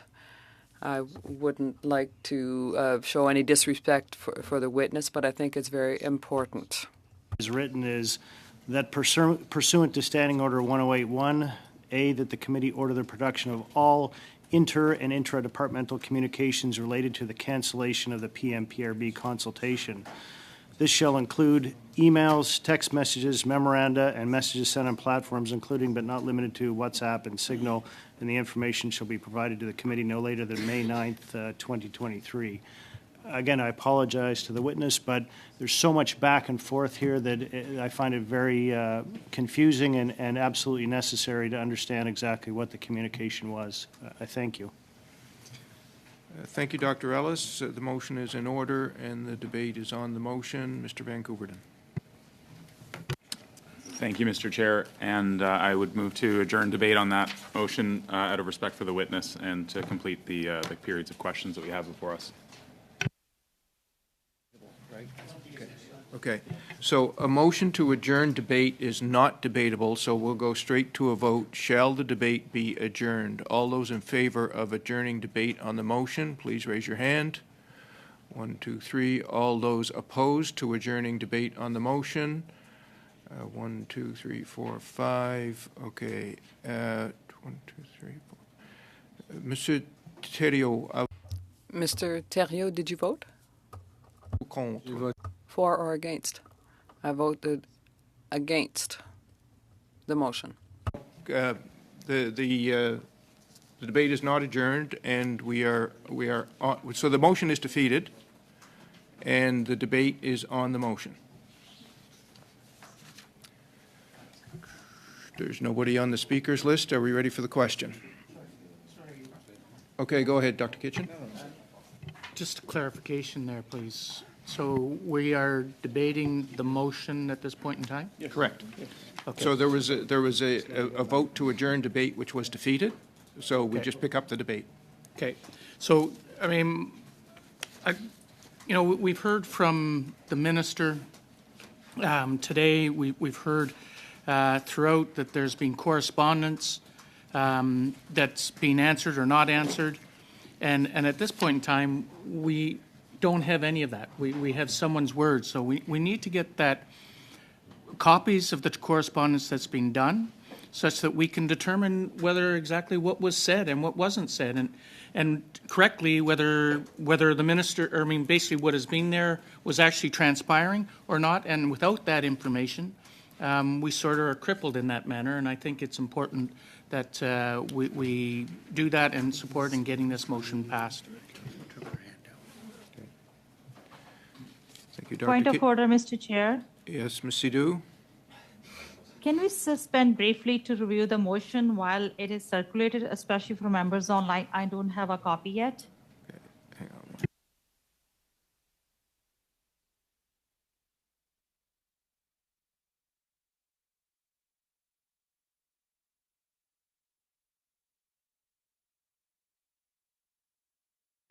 The motion will be emailed to you, Ms. Sidhu, and we're going to continue on. Next on the speakers list is Mr. Doherty. Thank you, Mr. Chair, and I've sat quietly throughout both the minister's testimony and Ms. Fortier's testimony as well too. I can appreciate Ms. Fortier's position on this, and I think it's very difficult. For one, that, and I've read in extent how when you were asked to come on to PMPRB, that you felt that your expertise and your background was going to be used, and I can see the frustration that is taken, and I think that you, Madam Fortier, has provided some heartfelt testimony today. I think the question that needs to be answered, and I say this all along, whether it is this minister or other ministers, it is the responsibility of a minister to do the job. I think earlier today we had the minister that was, couldn't answer simple questions.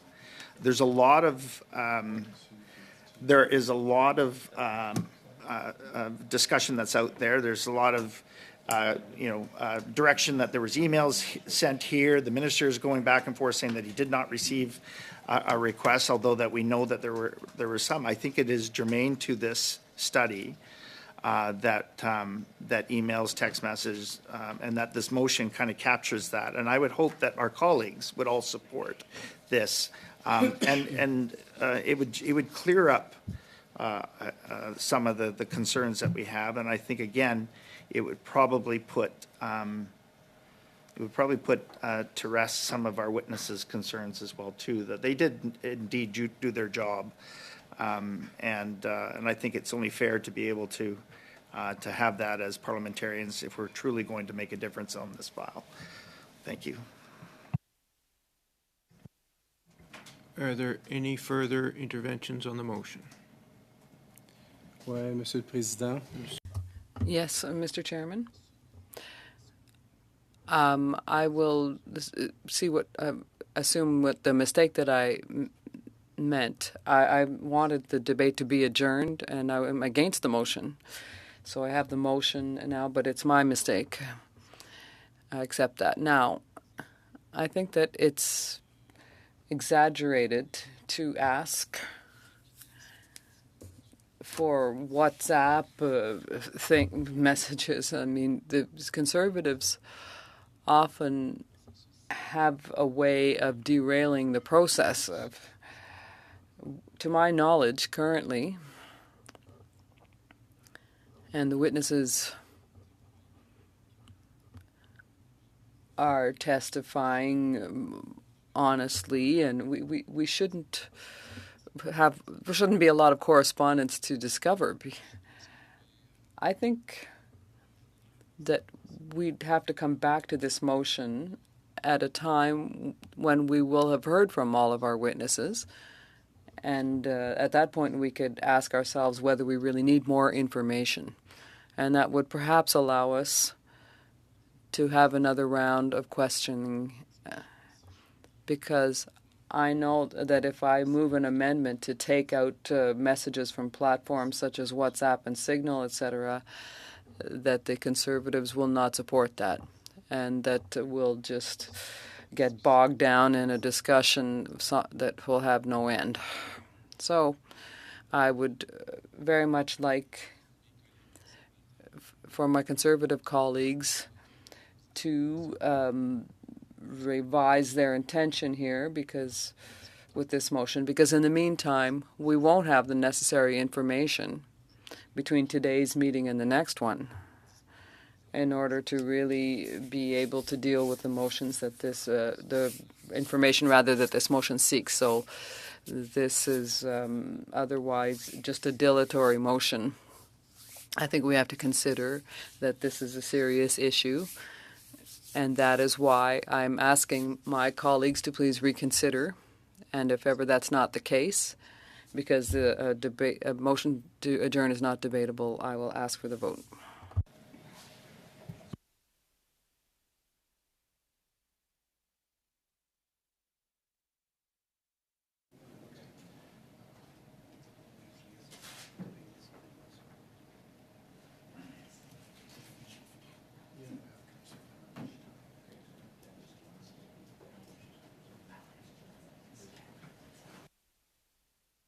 Just pour être absolument. Just to be absolutely clear, Mr. Thériault, do you wish to present a motion to adjourn the debate? If I understood correctly, it's that you want to adjourn the debate on the motion. Is that correct? Yeah. Yes. So that's a new motion to do the same thing as before. Before us, another motion to adjourn debate. It is not debatable. So the question for the committee is, shall the debate now be adjourned? All those in favor of adjourning debate? Point of order, Mr. Chair. Yes. Point of order. I guess I'd like to challenge the ruling of the chair. There's already a motion on the floor. I'm unsure that another motion can be brought forward, so I'd like to challenge the chair. All right. Hang on.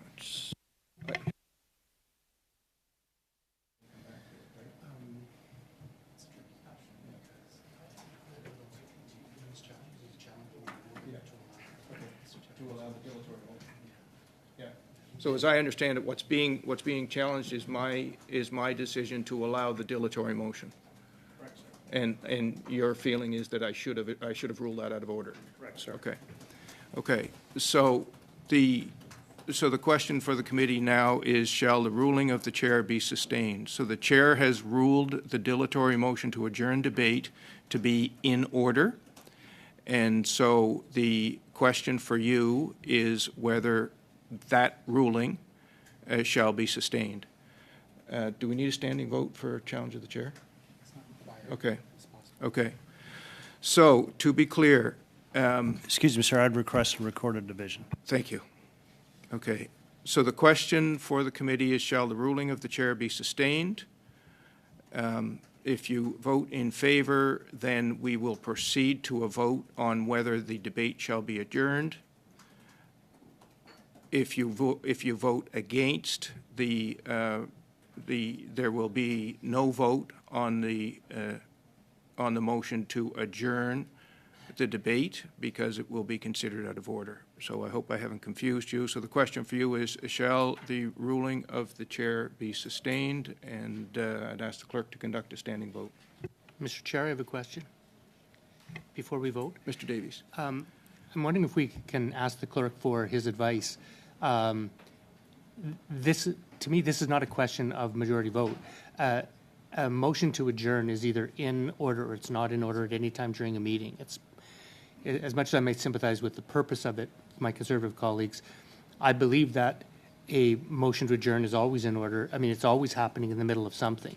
So I'm just wondering, can the clerk give us some guidance on whether or not, whether his view is that a motion to adjourn can be made when there's a current motion being debated? Because to me, that's almost always when motions to adjourn are occurring, but That's what I thought too, which is why I ruled as I did, but I'll have the clerk answer the question.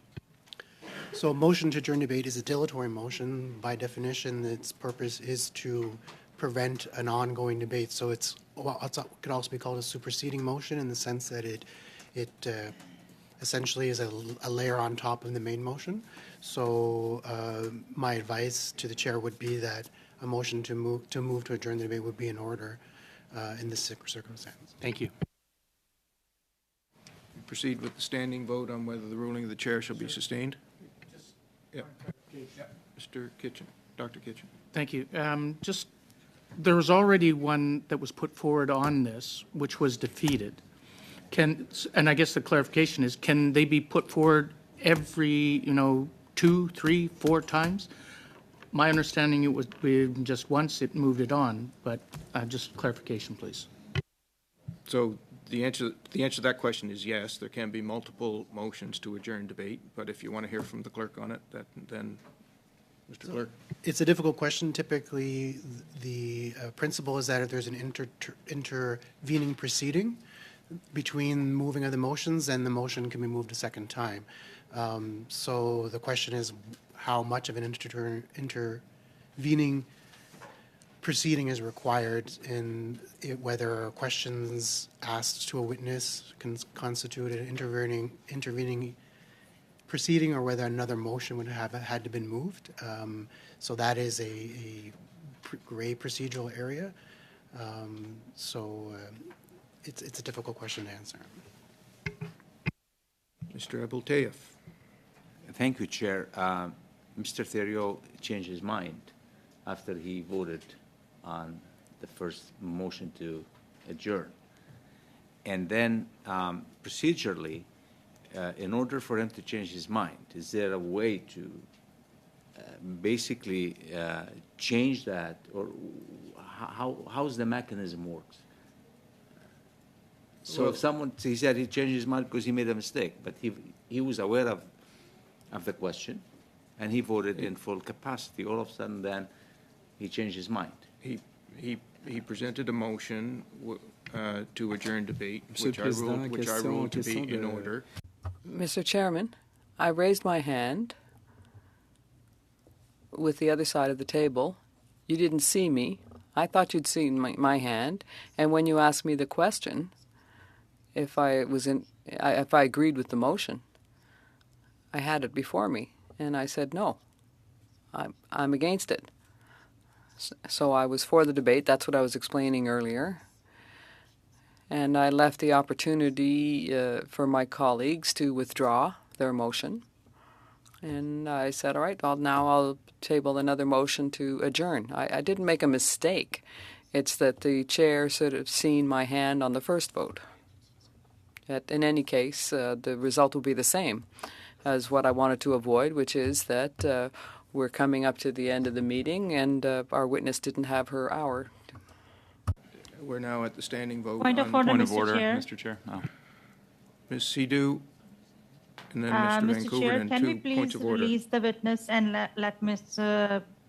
Browser Forciers go, as it is already 1 p.m. and we can bring her back again. Mr. Vancouver, then? I would recommend the same. This debate has greatly chewed into the time available for us to ask the witness questions, and I would ask that she, if she's available, be asked to rejoin the meeting on Tuesday. All right. Can we take things in order here? So the first thing we need to deal with is the challenge of the chair. After that, can we move on these points of order as to whether we invite the witness back on Thursday? Dr. Ellis. Sir, if it might be simpler, we're certainly agreeable to ask Madame Forcier to return, and I think that's a reasonable thing. Allow her to leave now, just in a friendly basis. We're happy to do that. Dr. Borisov Forcier, I apologize on behalf of the committee for having put you through this and want you to know that you are welcome to come back on Thursday if you wish. Tuesday? Today's Thursday. Tuesday. If you wish, there is 1 hour from 12 until 1 that is not spoken for, and that is up to you. It appears that the committee would be interested in allowing you to continue to answer questions if you wish. But for now, you're welcome to stay, but you're free to leave. Mr. Davies? Well, thank you. I support releasing the witness, but we do have to figure out the time. Madame Bourassa-Forcier had 45 minutes. We had gotten through the entire first round. I don't think giving another hour for this witness is fair. Also, it's my understanding that on Tuesday that the meeting was scheduled for 2 hours. We had 2 meetings, and that the 2-hour meeting would be for Mrs. Clark and Herder to balance off. There's 2 hours on this from this perspective and 2 hours for that, not just 1 hour. And so if we were to limit Mr. Herder and Clark to 1 hour and then have Madame Bourassa-Forcier back for another hour, that is not a fair allocation of the time. Can we deal with the motions that are in front of us and then deal with this? I didn't expect it would be controversial. I should have known better. A standing vote on the challenge to the chair, please. Mr. Pawlowski. I vote to uphold the decision, the ruling of the chair. Ms. Sidhu. Yes. Mr. Vancouverden. I vote to sustain the chair. Mr. Miao. In favor. Mr. Hardy. In favor. Mr. Ellis. Against. Mr. Abuteyev. Against. Mr. Doherty. Against. Mr. Kitchen. Against. Monsieur Thériault. Support. Mr. Davies. I vote to sustain the decision of the chair. Yeas pour 7, nays contre 4.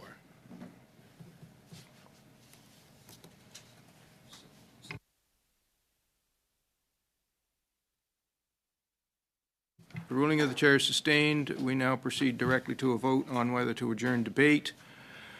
It's not debatable. All those in favor of adjourning debate, please raise your hand. All those opposed? 1, 2, 3, 4, 5, okay. The debate is adjourned. We're now at the hour. Is there another motion? Mr. Davies. I move that the meeting be adjourned. Do we have consensus to adjourn the meeting? The meeting is adjourned. Thank you.